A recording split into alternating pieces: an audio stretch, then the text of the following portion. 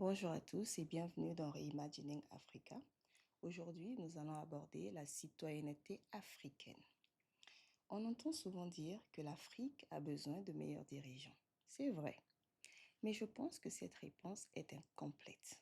L'Afrique n'a pas seulement besoin de dirigeants, elle a besoin de citoyens. Et cela entre dans ce que j'appelle réimaginer l'Afrique. Imaginer ne veut pas dire rêver, et une imagination ne signifie pas toujours quelque chose de faux.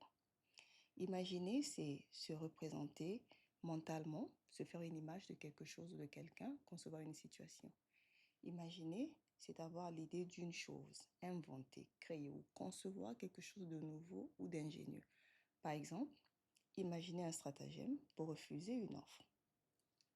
Sachant que de grands penseurs grecs ont parfois reconnu avoir acquis une partie de leurs connaissances en Afrique, j'aime bien souvent m'y référer. Je pense qu'il est aujourd'hui plus que vital pour nous, Africains, de noter qu'une formule civique souvent attribuée à la pensée grecque ancienne distingue trois figures dans une société: l'idiot, le tribaliste et le citoyen.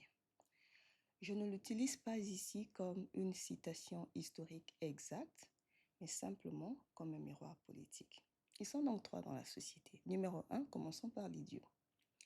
Dans le monde grec, le terme idiotesse, qui plus tard donna idiot, pouvait désigner l'homme privé, celui qui reste dans l'espace de ses affaires personnelles plutôt que dans la participation publique.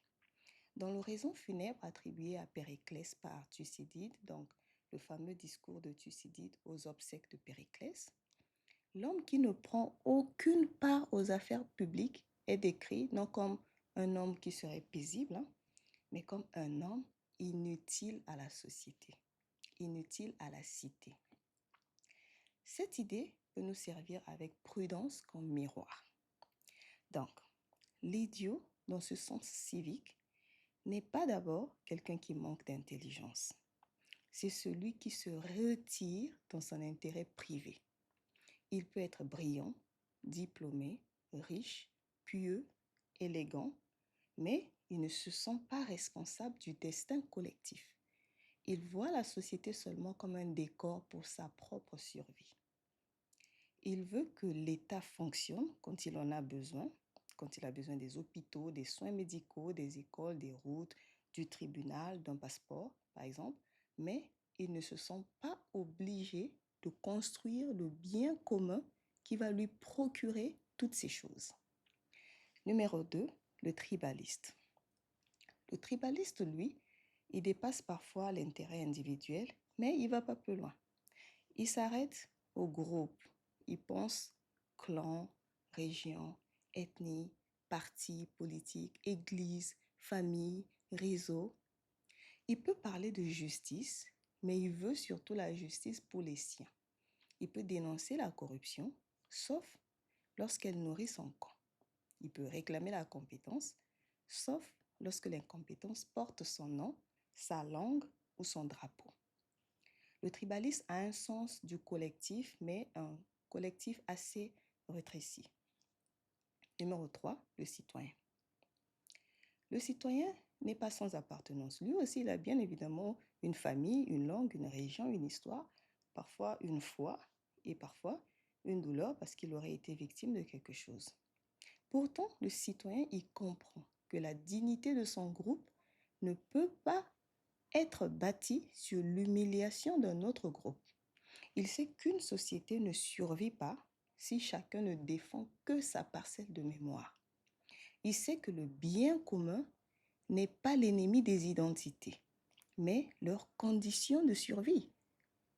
Je pense que l'Afrique post-coloniale souffre parce qu'elle produit souvent trop d'idiots civiques, donc des idiotesses, et trop de tribalistes politiques, mais pas assez de citoyens.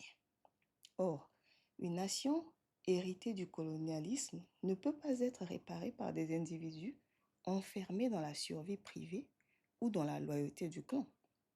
Elle exige des personnes capables de penser au-delà des frontières administratives et des appartenances instrumentalisées.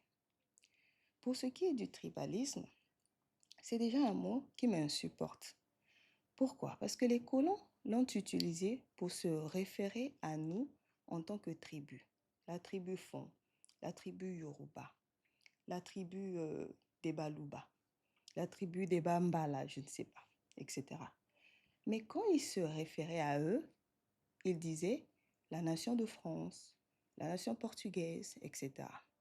Donc, je l'utilise uniquement parce qu'il est fortement entré dans notre vocabulaire.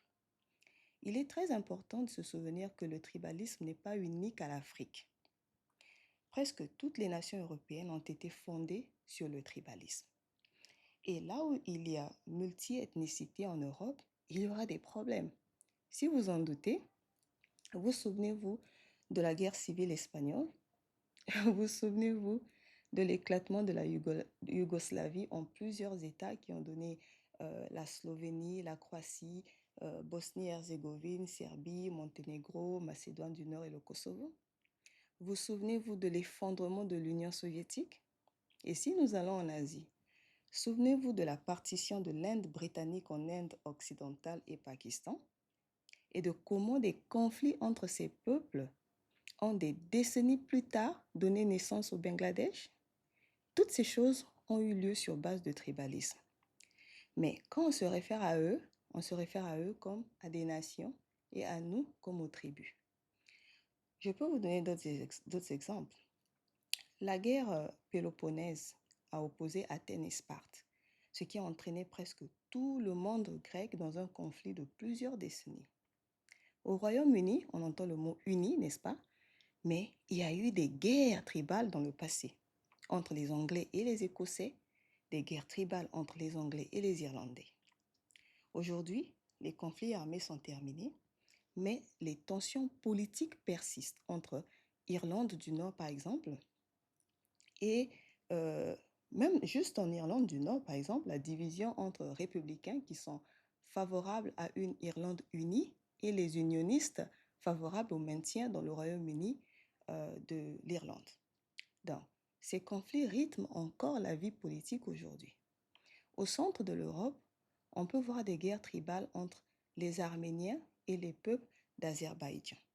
Et comme dit le professeur Kenyan Plo Lumumba, on pourrait même dire qu'aujourd'hui, la guerre entre la Russie et l'Ukraine est une guerre tribale. Donc, n'imaginons pas que le tribalisme est un phénomène unique à l'Afrique. À ce qui transparaît, c'est un problème humain. Pour ce qui nous concerne, oui, l'Afrique précoloniale connaissait évidemment des appartenances. Elle connaissait des lignages, des clans, des royaumes, des rivalités, des systèmes de parenté, des identités linguistiques, etc. On ne va pas tomber dans une innocence romantique qui ferait croire qu'avant l'Europe, tout était harmonie en Afrique. Les sociétés humaines, partout dans le monde, ont toujours connu des différences, la compétition, les exclusions. Donc, la question n'est pas de prétendre que les sociétés africaines auraient été sans tension avant la colonisation. Elles ne l'étaient pas.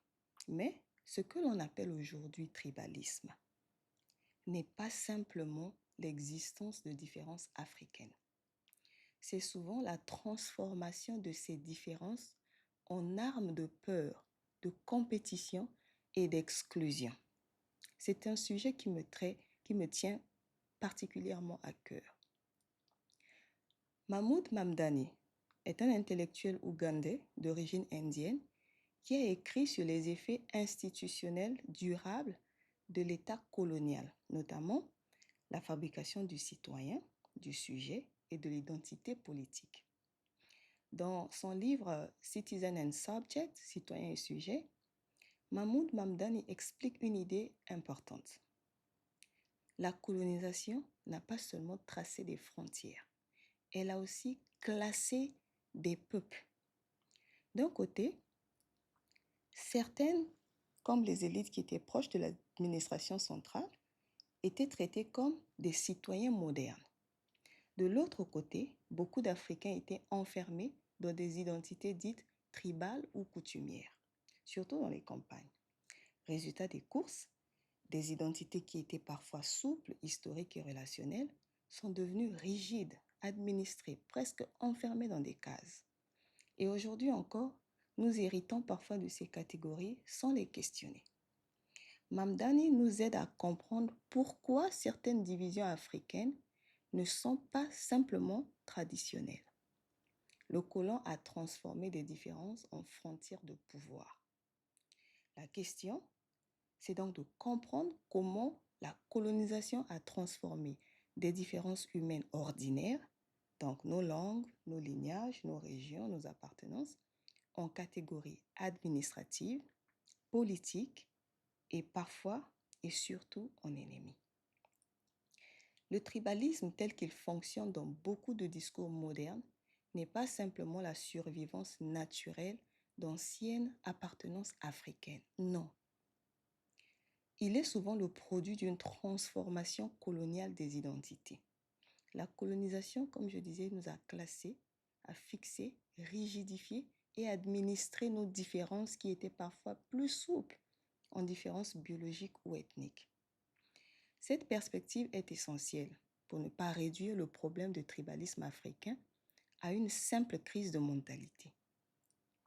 Les imaginaires ne flottent pas dans l'air. Ils sont inscrits dans des lois des administrations, des territoires, des chefferies reconnues ou inventées, des catégories ethniques, des systèmes scolaires, des droits différenciés, des institutions qui survivent parfois à la colonisation formelle. La vidéo suivante prendra l'exemple de Patrice Emery Lumumba pour montrer que l'appartenance ethnique n'est pas condamnée à devenir tribalisme. Je suis Aïssi Oyuba, ceci est Reimagining Africa.